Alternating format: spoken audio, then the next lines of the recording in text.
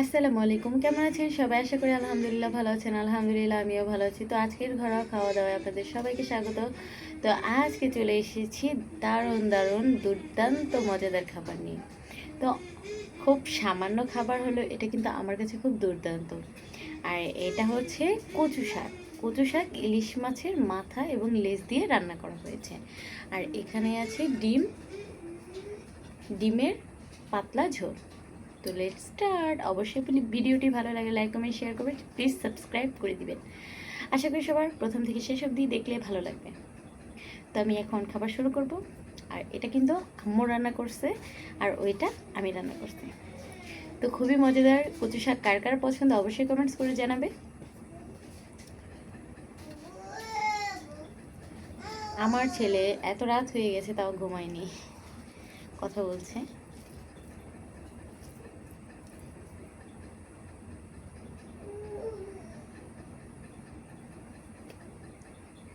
বিসমিল্লাহ।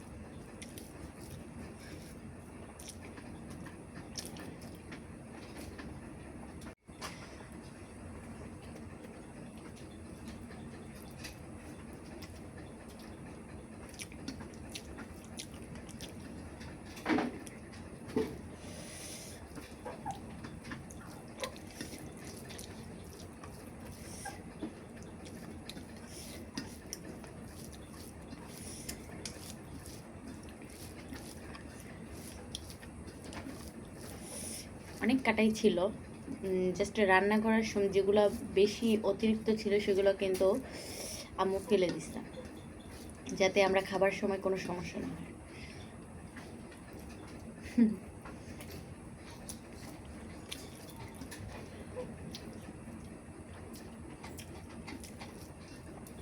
খুবই মজা হয়েছে, খুবই মজা হয়েছে, কি বলবো আর।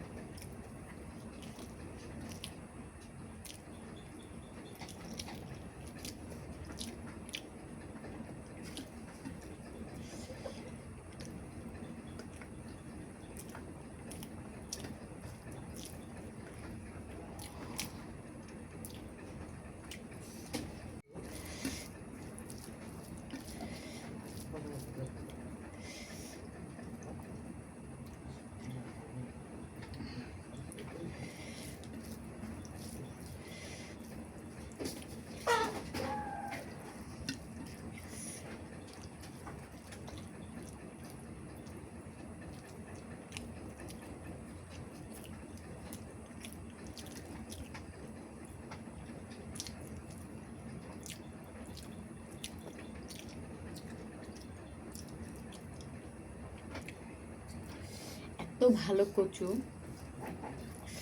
এটা কিন্তু পানিতে হয়েছে।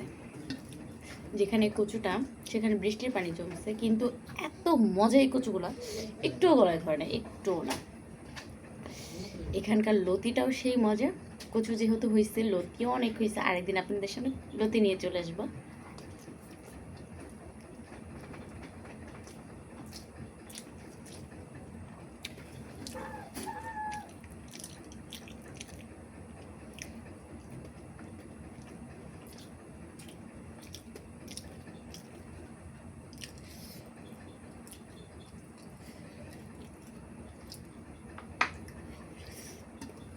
যেহেতু আর অল্প একটু ভাত, এর জন্য অল্প পরিমাণে ঝোল নিলাম।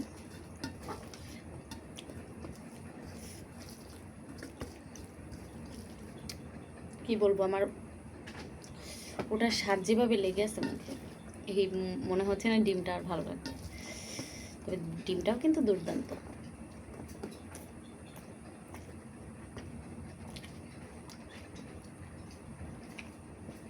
হুম,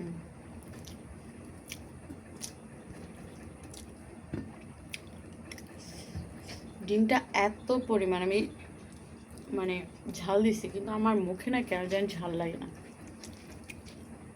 একদমই কম।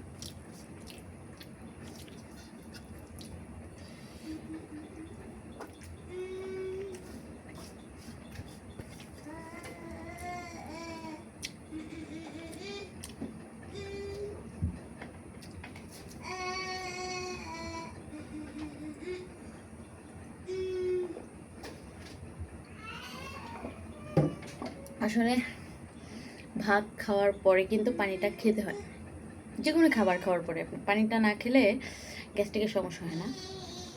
মানে খানা খাওয়ার পরে অবশ্যই 5 মিনিট বা 6-7 মিনিটের মতো অপেক্ষা করে পানিটা পানিটা যদি খান, তাহলে আপনার গ্যাস্ট্রিকের সমস্যা কখনোই হবে না।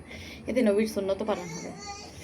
তো আলহামদুলিল্লাহ, আজকের কচু শাকটা অসাধারণ ছিল, অনেক মজা হয়েছে, অনেক মজা হয়েছে। যেহেতু ইলিশ মাছ দিয়ে কচু শাক, এত মজা হয়েছে কি বলবো। ডিমের চেয়ে আমার মায়ের হাতে কচু শাক রান্নাটা আলহামদুলিল্লাহ অনেক ভালো হয়েছে।